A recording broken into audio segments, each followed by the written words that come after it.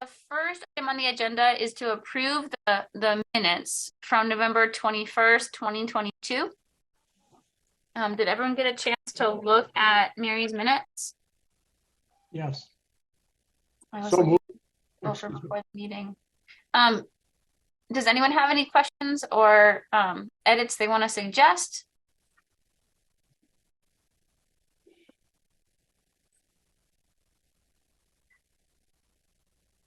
It was short. It was a short meeting.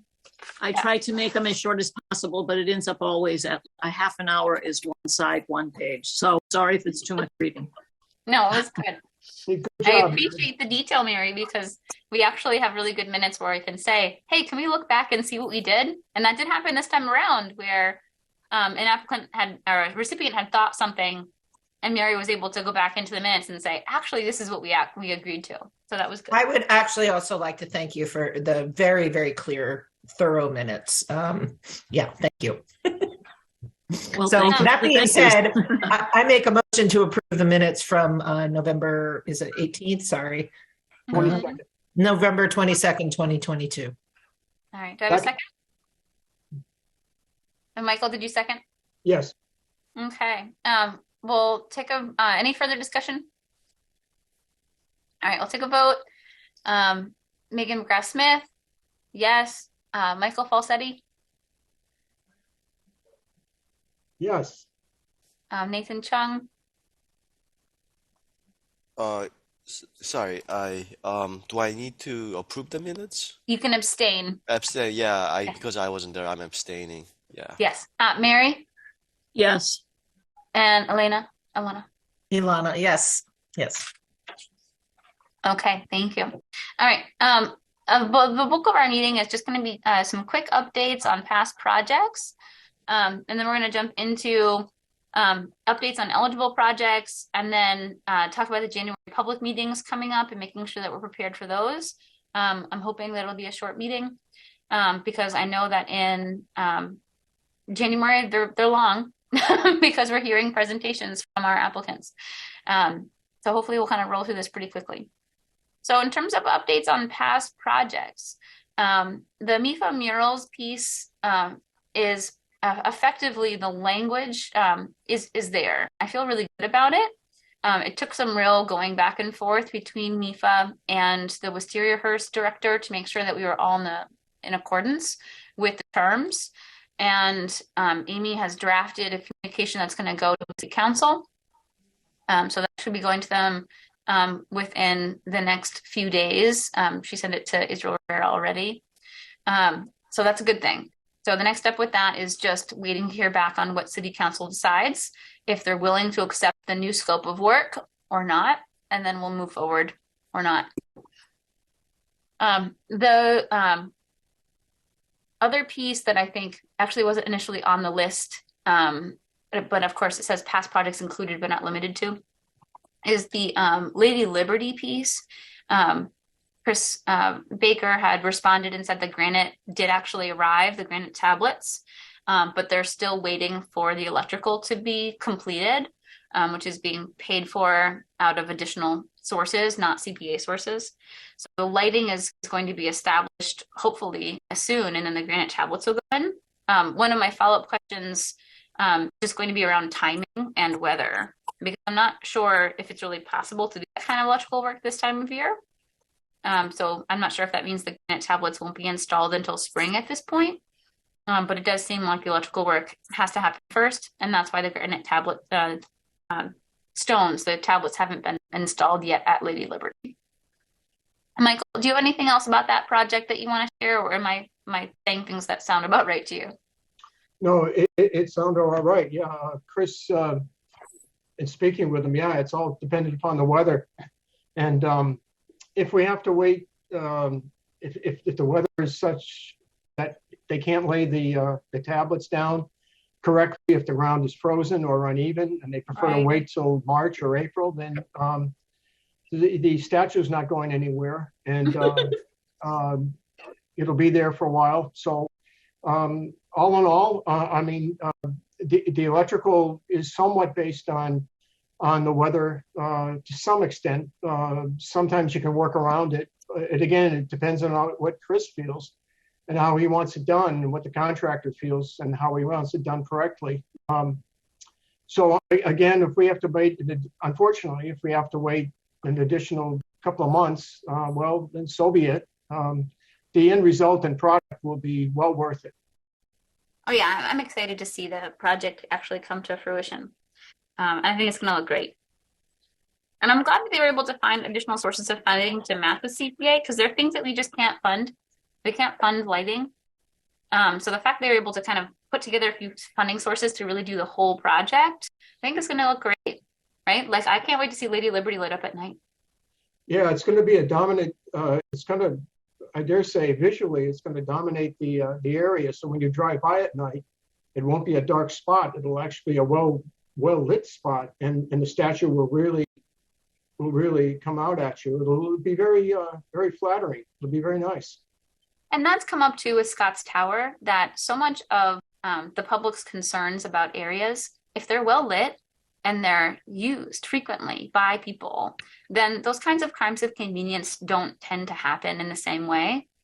And I know that the work that they're starting to do to start to figure out a plan for revitalizing Scott's Tower, a lot of the idea of us purchasing those 14.1 acres that we purchased north of the tower was this idea that, like, if you have easier access to it, if it's possible for there to be more folks there more frequently, if it's more well lit, then kind of the things that are happening, because it feels like a very anonymous area, won't be happening.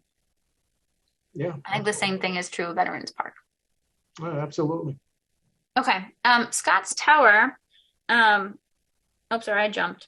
So the Girls Inc. from O'Connell Building project, the only update there is the contract has been fully executed. Last meeting, we were still waiting and we weren't sure why, because it hadn't been approved by legal.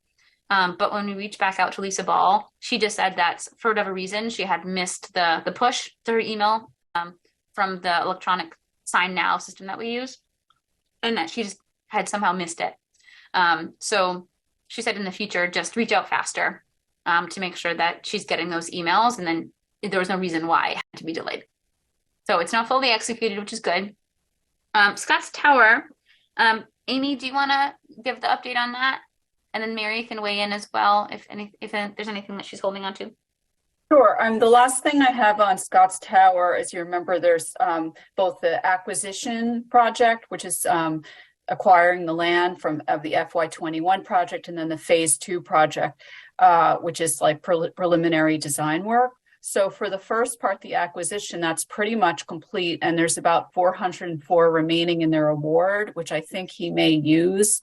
That's the last I remember, but that's really moved along. And then the phase 2 project, I know that Yoni submitted 2 invoices to the vendor, from the vendor GZA, for preliminary design work totaling $19,000. So about $6,000 remains in that contract. And I saw that Yoni said that his intent is to complete this in 3 months. Wow. Yeah, And the only Mary, do you want to? that's great. The only other thing I would add is that they did get their land and water grant, matching funds grant. So all the funding they needed for, I guess, phase 1 and for that portion of phase 2 is in place. So that's the only thing to add. Without the CPA grant, you wouldn't get the land and water. So they got it. Yeah, I think it's an important part that CPA funds in general can be leveraged. Okay. Yes. The next one is the JFK Memorial Signage.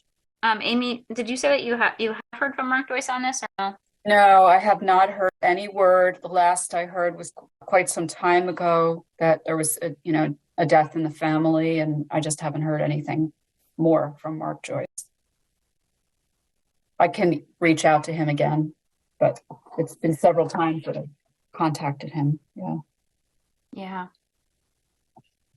Yeah, I'm feeling some frustration with how long we've been waiting and asking. And I feel like we've been really patient. I don't know.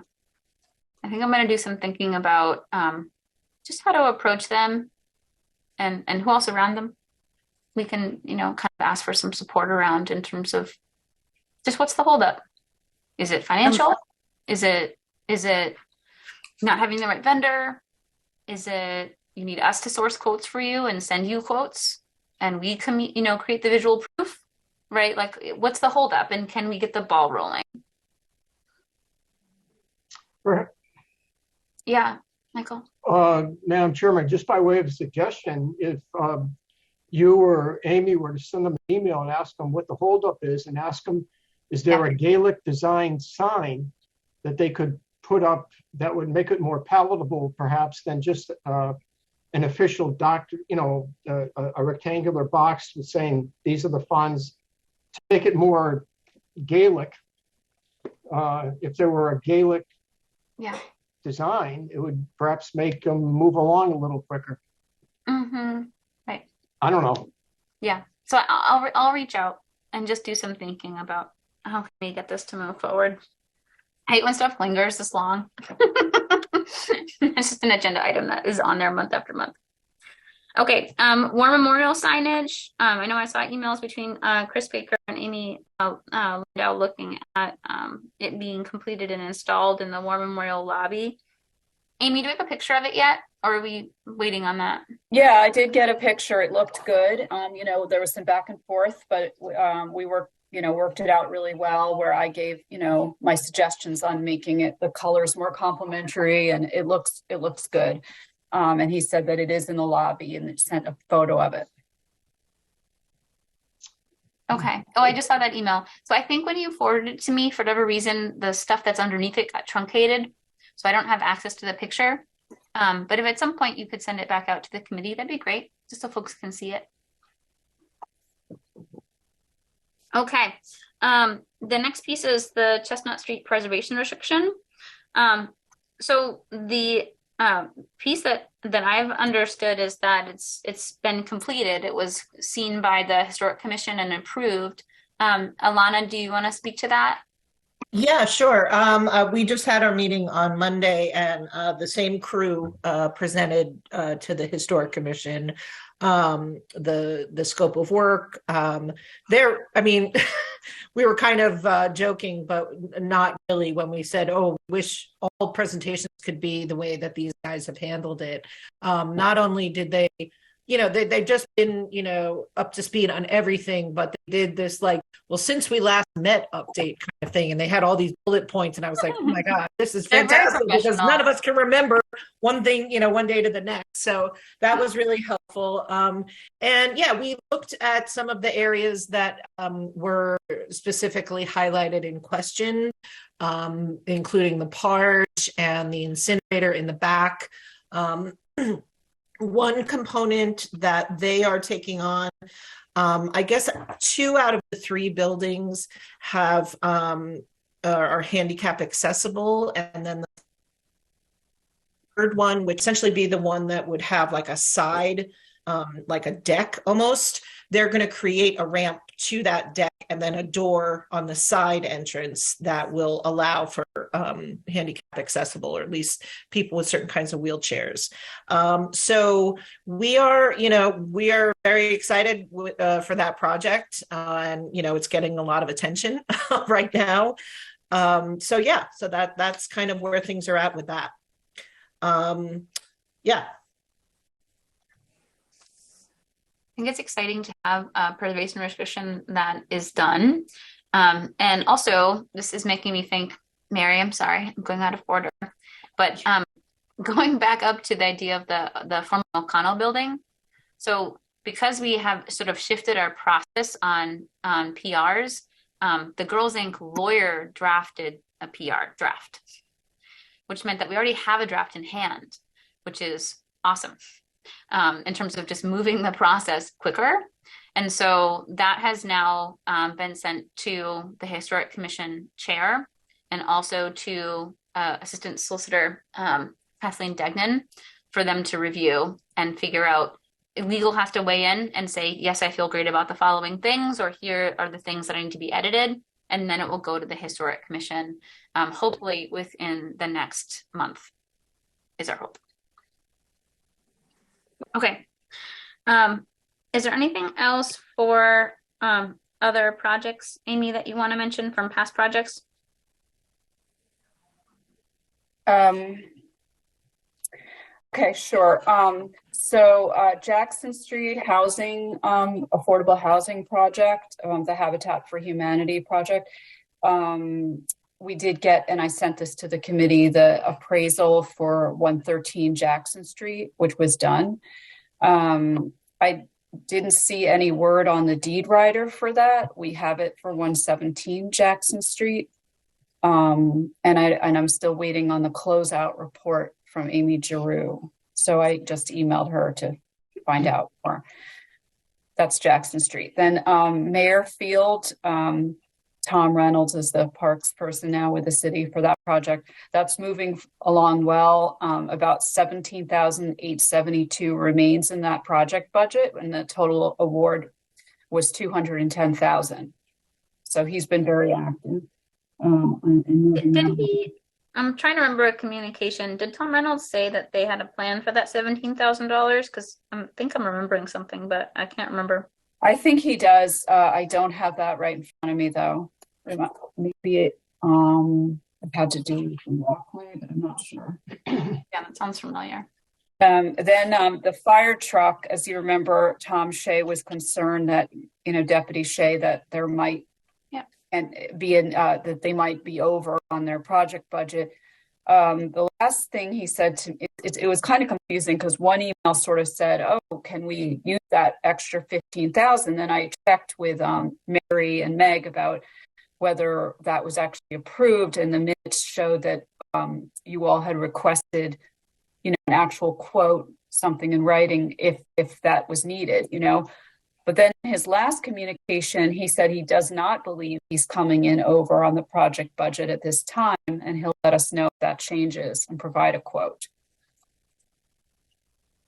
Then the next item was the stained glass windows with Chris Baker. This is the last thing I have on. And it appears that he was at one point pushing for additional funds for that, though the contract's already been drafted for 80,000 and the specific scope of work. But now he's saying he won't be asking for more money, but that he would like to do different windows. And Megan and I have been in communication on that, and we think we can just sort of alert City Council and create an amendment. Our plan is to send a communication to the City Council that just says, instead of doing Windows 1 or 2, we're going to be able to do Windows 2 and 4, and just make sure that that's something that they're aware of, and then move forward with creating an amendment. Meg, if I may. Mm-hmm. Just that I'm thinking maybe instead of even specifying which windows, just to say up to 2 windows, just because I'm just trying to cover all bases in case there should be another change down the line. Sure. And I think in general, we've just learned a lot about how to draft communications to City Council, and also how to create systems so that stuff doesn't continually have to be reapproved by City Council. Like all the new contracts that we've been drafting and the new forms of communication we've been sending to City Council have all, created more space for us to be able to handle things in committee, and also to handle changes if they need to occur, as long as they're reasonable. Michael, and then Mary. Well, Madam Chair, this is for you and or Amy. Do you know what was the rationale that Chris Baker selected some windows as opposed to another? Is it based on? We have more money. We have more money than we thought we were going to have, because the state match came in 20,000 higher than they had initially projected. They said, "Oh, we're going to give you this amount of money." Oh, no, actually 20 grand more than that. And that meant that suddenly it didn't make sense to do windows. We can't do 1 and 2 with the amount that we do have, because there's larger windows and smaller windows that are more complicated, more simple. And so what could be covered with the match they got, plus the CPA funding, was Windows 2 and 4. So that was the shift. So it was based on economics, not as the main rationale for that. Yeah. Yeah, no, that's okay. You just never quite know what match you're going to get sometimes. Yeah, no, that's fine. more money is more money. Good. Yeah, I'm not going to be mad about it. Mary? Okay, so my question was not really a question, but in regards to the fire truck, I'm wondering if he might just need some clarification on how to go about getting the money from, the city hall. In other words, sometimes, after they leave here and they know that they're, funded and they go ahead and get the work done, they're not quite sure how to have the money transferred to the right place. So maybe he just needs a little guidance on that. It sounds more like that was his question rather than the business of applying for more. Yeah, that makes sense. Yes, Amy? Actually, I've already been processing his invoices, and I don't think that's been a problem. Just to let you know. Okay, good. He understands, because when it's a city project, usually I can,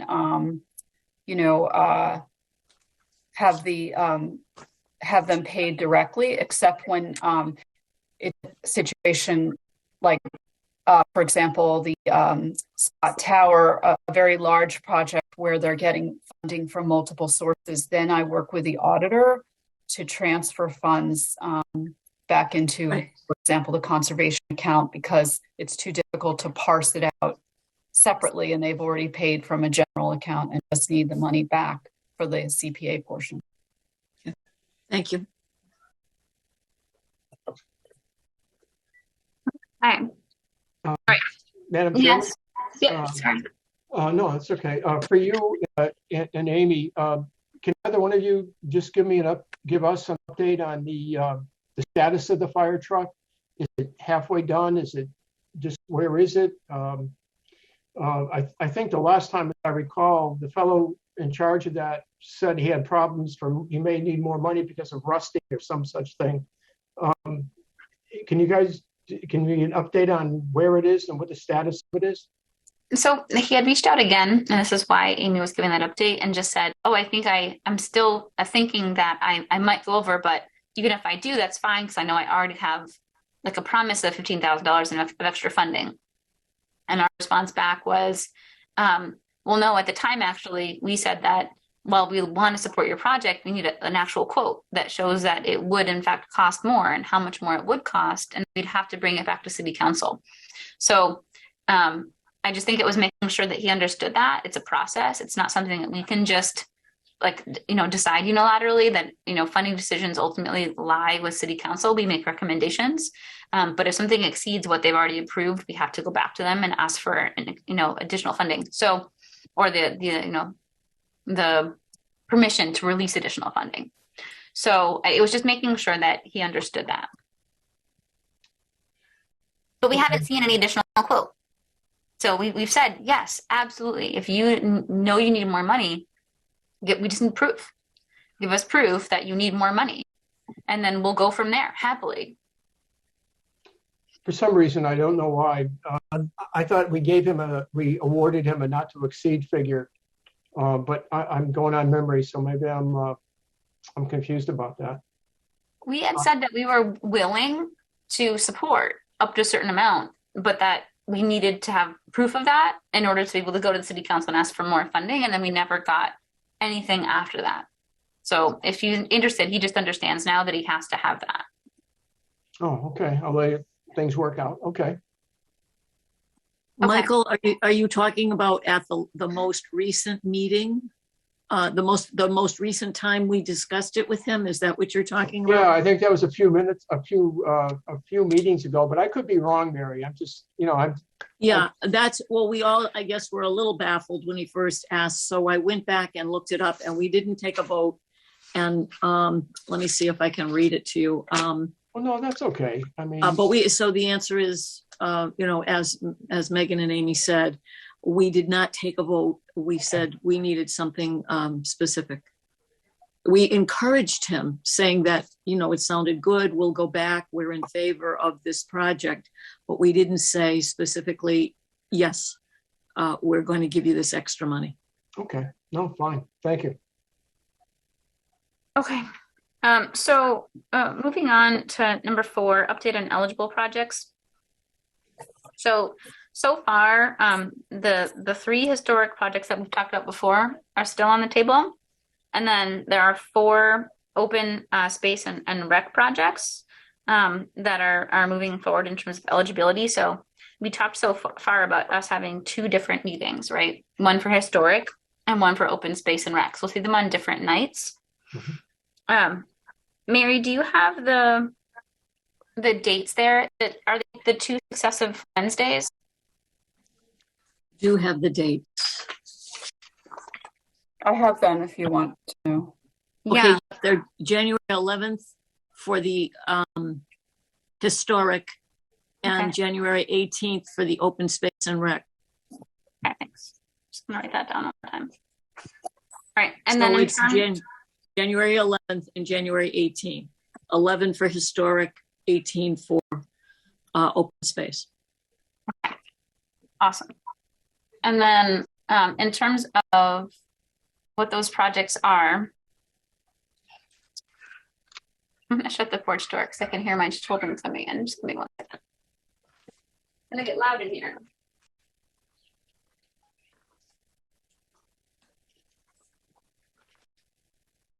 Okay.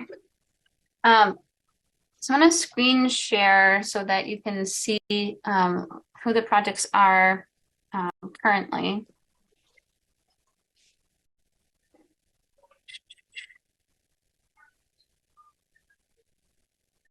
Okay, so in terms of historic, we have Wisteria Hearst. The potential request is $95,000 for an engineering study, and then remaining funds for the chimney and wallpaper restoration. The City Hall clerk basement document restoration project for $9,800 for them to pack out and inventory 30+ journals stored in the City Hall basement for the past 50 to 100 years, and to dehumidify, dry clean, deodorize, and rebox them. We have 106 120 High Street, right block, for $180,000 with a goal of restoring the windows, the brickwork, the exterior cladding, the parapet flashing, etc.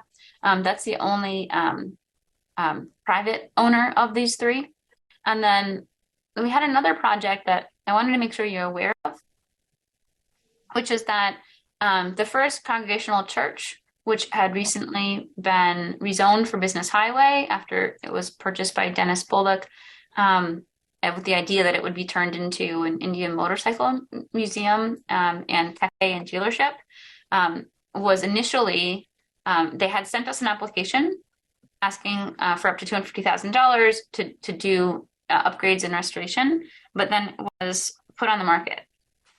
So this became a project that we didn't move forward with because it's actively on the market, and that becomes an unstable project to then work with, because it really needs to be someone who is willing to accept a preservation restriction. And if it's already on the market without it, that becomes a real barrier to any CPA funding in terms of it moving forward.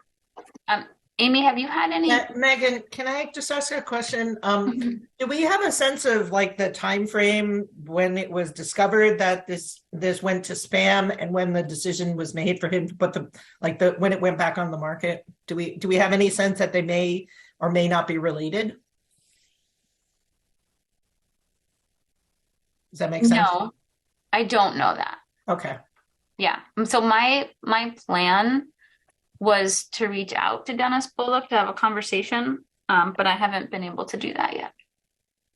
But it hasn't moved forward so far because of those 2 related issues. And then the last piece that I want to go over is the open space and rec.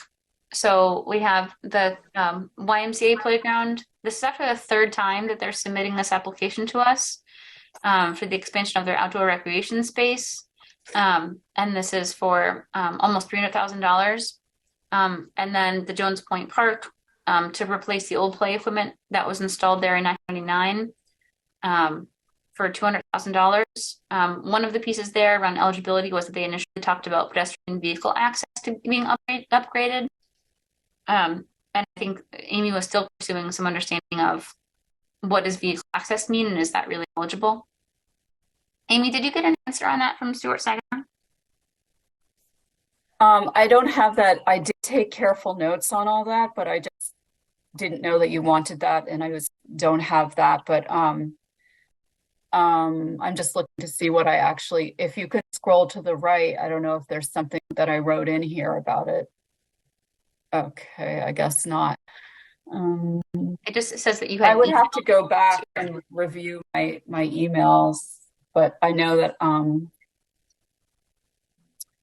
we did get clarity on what would be allowable and what not. So I think that it's okay, if I remember correctly, because the walkway is within the playground. Let's see. Okay. An access road may not, though. I'm not sure. I actually think that that park, once you cross the fence line, there isn't actually a path. No, there's no path. It's just grass. It's just grass. It's not a designed space. I mean, there's a playground there, and there's a tennis court, and there's a big field, and there's various things it's being used for, but it's not there's no holistic design for that area. Sorry. The one thing I can tell you, though, is that I definitely spoke, research for that one and the other one that I think was further down with Yoni and got clarity on it. And the applicants are clear on what they can and can't apply for in their actual application. So just to reassure you, so the actual application will probably be a little different from the eligibility based on that. Okay. All right, that sounds good.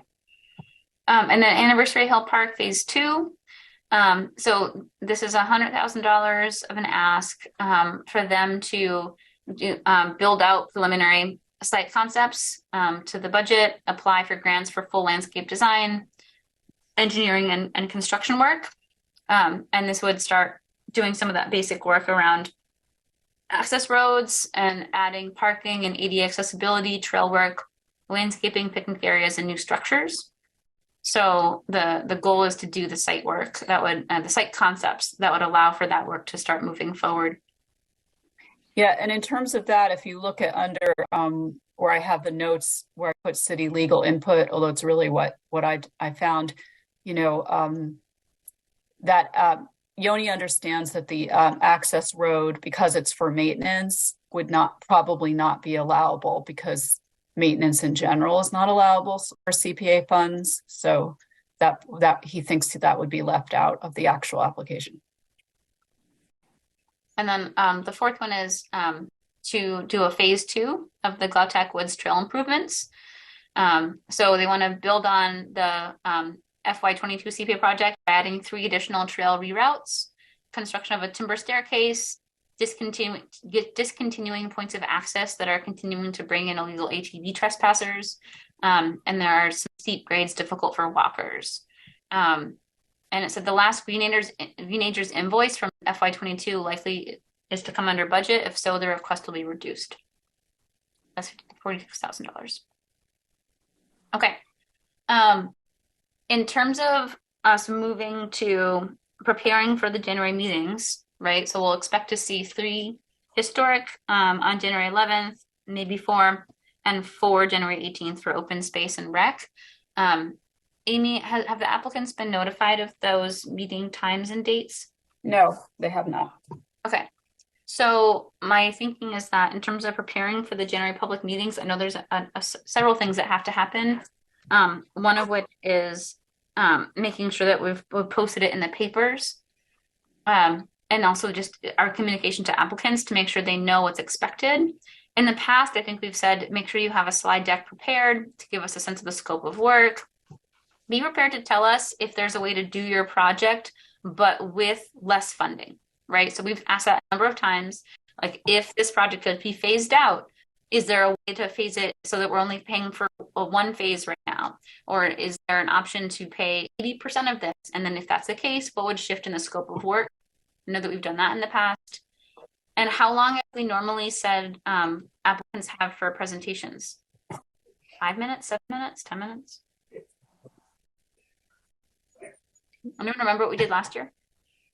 Yeah, Madam Chairman, we set I think we set limits of like 10 minutes, but nobody goes by it.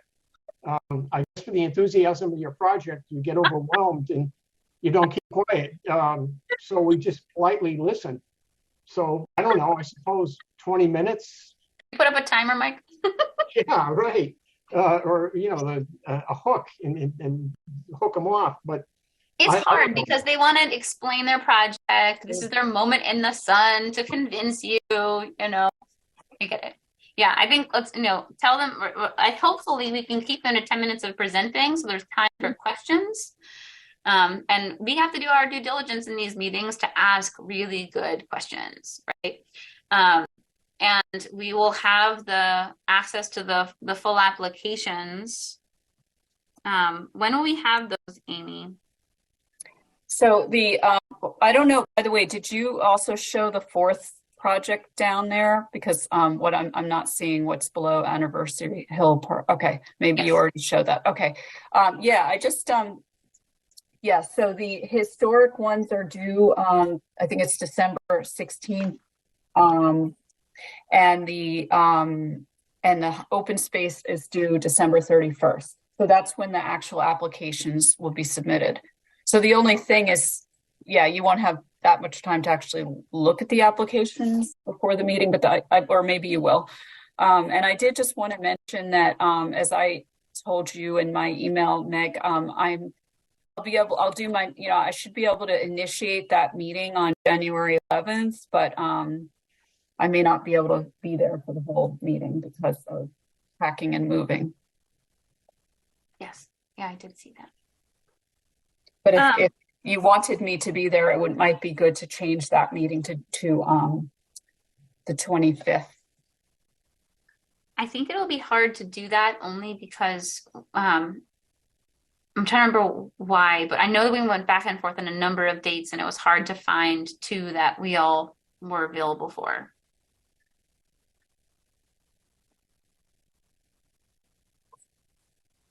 I'm not available on the 25th, but it's a matter of deciding, my input might not be as important as Amy's. I mean, I don't know. Although, I'd want to be there for it. I'd want to be there for it. So, yeah. I think we have to move forward with the dates that we've set, Amy, although I understand that, I just wanted to moving make is you a thing. all aware. Yeah. Okay.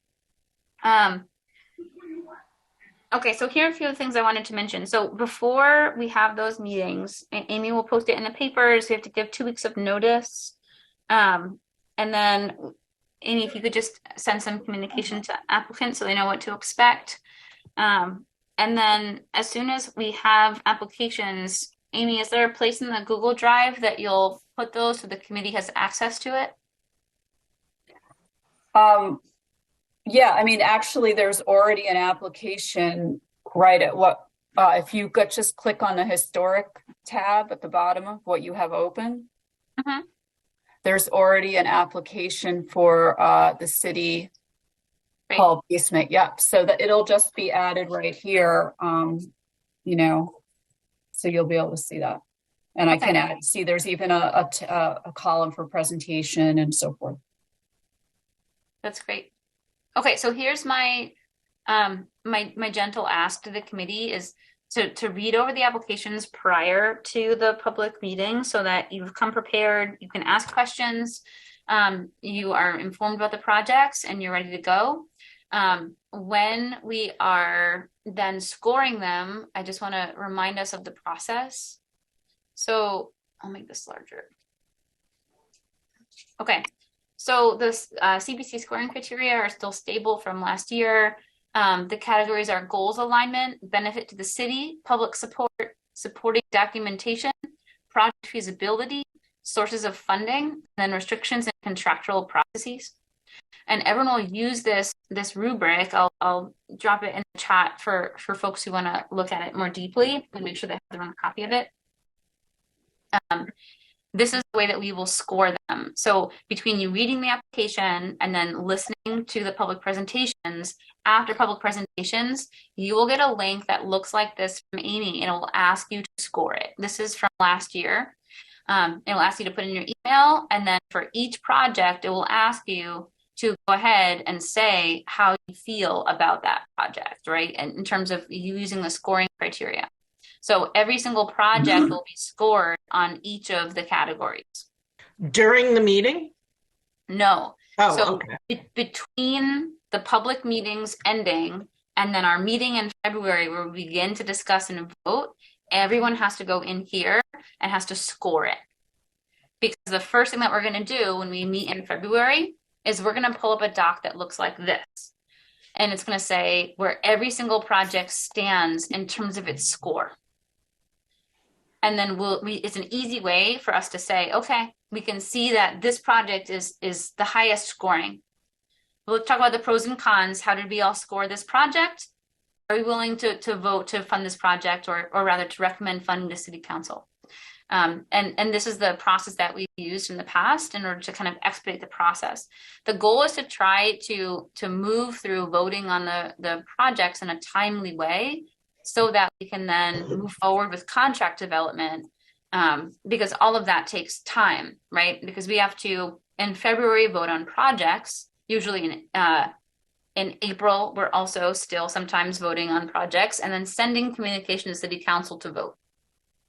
My perspective from how we've done it in the past to this time is that we should try to batch all of them together in one shot rather than doing them in two, which we did last year. And I think that for a few reasons. One, I think there's this piece that I'm noticing by the City Council that they're still understanding who we are and our processes. And when we go ahead and give them half the projects, they're like, yeah, but which ones more are coming? Right? Is more coming? Are we done? Are we not done? Right? There's this confusion and it sort of unsettles them versus being able to say, here are all the projects that we're recommending or bashing them to you once. I think it's going to go better. Yeah. And so I think what I'd like us to do is be really efficient with voting in February so that we can move forward with one batch. If we don't finish in February, fine. We'll have another meeting in February or we'll have another meeting in April and then we'll batch to the City Council. But I don't think we should send in a staggered way like we have in the past. Amy, question? Yeah. So when I do send the sign up to the applicants for the meetings, I'd like to also send them that scoring rubric because I think that will help them, know how to present. Also, I'm assuming this will also be a Zoom meeting. Is that right? Both of the meetings will be via Zoom? Yep. Okay. I think that's all.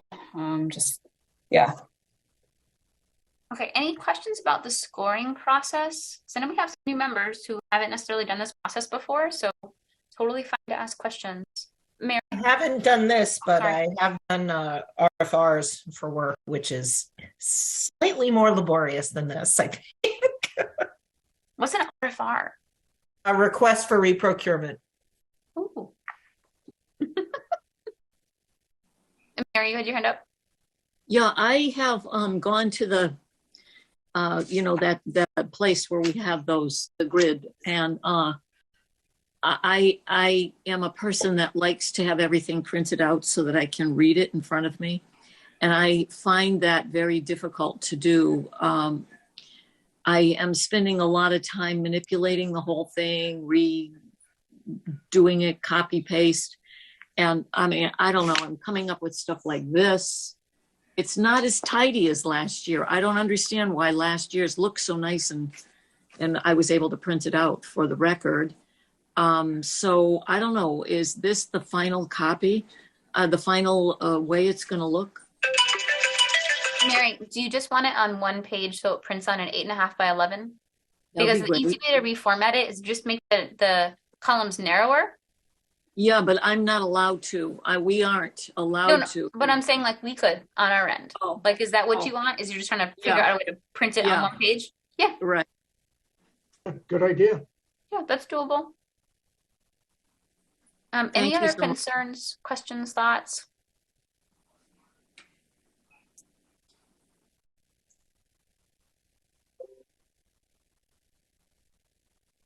Okay. My last question is around gaining public information. So last year we also put out a survey. We linked it into the chat during the public presentations, and then we also made it available. Amy, remind me if I'm correct, but was it through email or was it on our website? I know there was Sorry, can different. you repeat the question? Last year we did a survey. We Mhm. asked people which projects they were most in support of. Mhm. And I don't know if we want to do that again this year. But that was one question. We did do that last year because technically it's a public meeting, and so you're supposed to garner Mhm. public input. So last year we had a survey. So what is your question? Last year, I know we put it in the chat, but we also shared it in other ways too, right? Was it on email or was it our I website? think that we put it on the Holyoke City, we might have put it on the City of Holyoke website. Mhm. I know we have had a survey on the City of Holyoke website, but I don't remember if it was specific to the presentations. It might have been, I think it did, but it also asked more other general questions, like what would you like to see more of, and that kind of more open-ended. So before the public meeting, if you can dig out last year's survey and send it to me, it's probably going to look the same. But I just want to make sure that I have my eyes on it before we put it back out there. Okay, so the public survey. Mm-hmm. And we probably need to have some communication with the city around putting it on their webpage once we start the public meetings. Okay. Is there anything else I'm not thinking about? Because the next time we meet, in fact, the next 2 times we meet, we won't have any time to talk, right? Like we're gonna open Zoom, people will be there, and we will begin presentations. We won't actually talk again as a committee until February. So everything that happens in terms of hearing public presentations and the scoring project process will happen between now and when we meet next. We won't talk in between. Yeah, Mary? Is there a way of alerting all of our members that they must do their homework between now and then and just get everybody excited about it? I'm asking a question. I don't have a suggestion. Yeah, I'm going to reach out to anyone who wasn't here tonight to make sure that they have this information, because otherwise they're going to come in completely unprepared. Yeah, totally.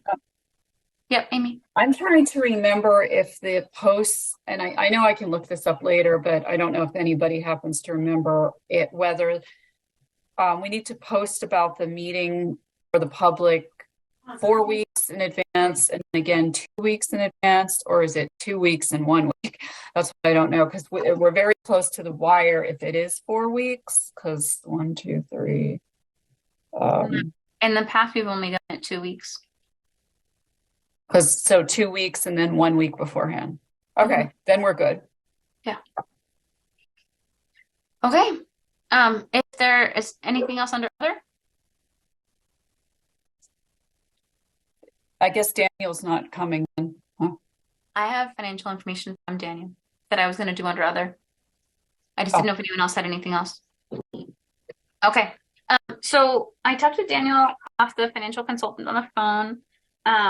And he apologizes for not being here. He recently contracted a case of shingles. He's not feeling good. So we talked on the phone rather than him having to come into a visual setting.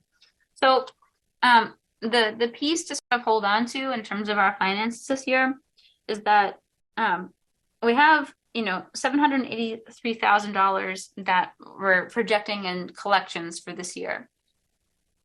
And we have $104,000 in rollover that is not encumbered to the housing account. The 73, right, we still have to take admin out from, and also 10%. because we don't have any housing applicants this year. And so as a result, that will get rolled over to housing. So I'll get you a final number before we start any deliberations in February.